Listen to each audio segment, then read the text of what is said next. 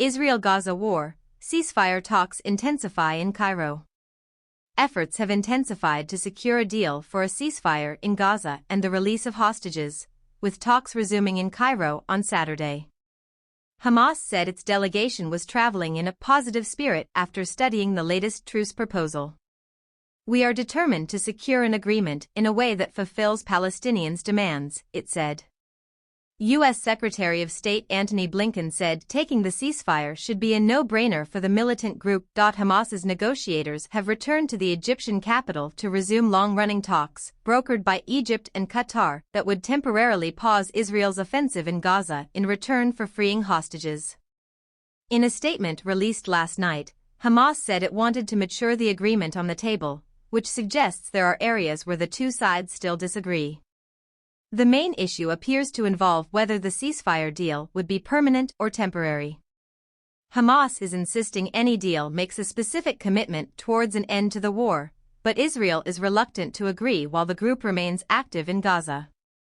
It's thought the wording being discussed involves a 40-day pause in fighting while hostages are released, and the release of a number of Palestinian prisoners being held in Israeli jails. Israel's Prime Minister Benjamin Netanyahu has repeatedly insisted there will be a fresh military ground operation in the southern Gazan city of Rafah, even if a deal is agreed.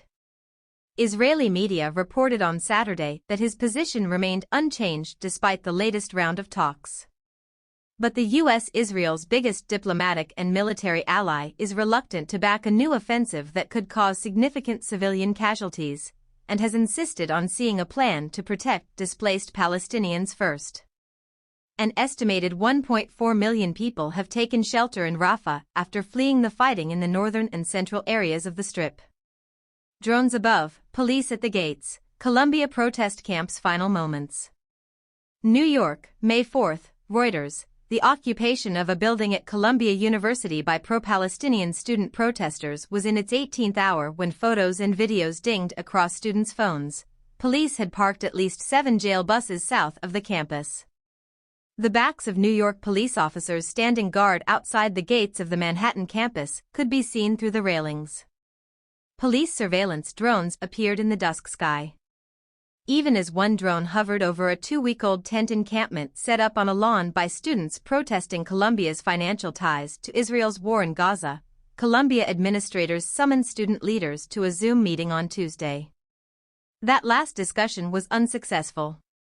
Within hours, police had arrested dozens of people on burglary and trespassing charges, including at least 30 students, 6 alumni and 2 Columbia employees, and cleared out protest encampments that had spawned dozens of similar demonstrations at colleges around the world. This account of the night police swarmed the Ivy League University campus is based on interviews with student protesters, professors, bystanders, and the eyewitness accounts of Reuters journalists.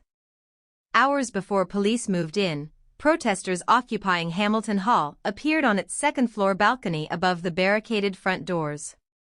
Most wore Columbia logo sweatshirts and black balaclavas. One reclined on the balcony's outer wall, dangling a leg over, offering peace signs to a crowd of supporters below and a middle finger to student journalists raising a microphone as high as they could for comment. New York versus Trump, Bragg's own witness, Hicks, implodes case against Trump.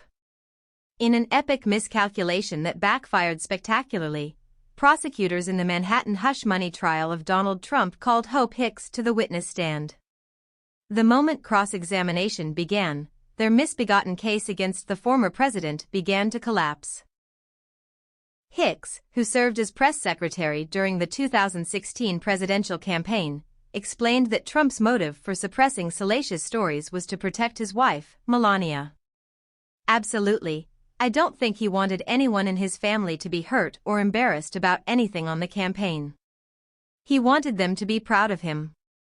The account by Hicks demolishes District Attorney Alvin Bragg's primary claim against Trump that he paid porn star Stormy Daniels for her silence with the intent to benefit his campaign and, thereby, influence the election by unlawful means. To the contrary, it nicely corroborates the findings of a federal investigation that no crimes were committed, or campaign finance laws broken because there was another purpose for the non-disclosure agreement that Daniels signed.